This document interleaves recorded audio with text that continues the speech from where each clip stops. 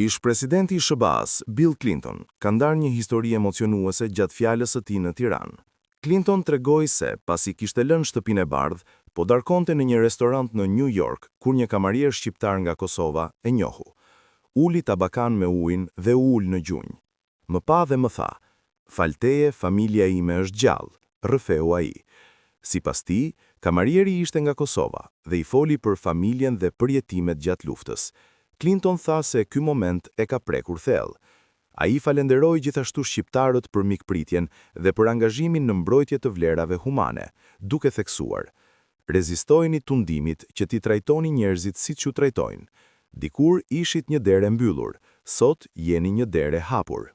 Dy persona janë vënë në pranga nga natës në Kraljevo, në Serbinë Jugore, pasi dyshohet se tentuan t'i merrnin jetën presidentit Aleksandar Vučić dhe familjes së tij.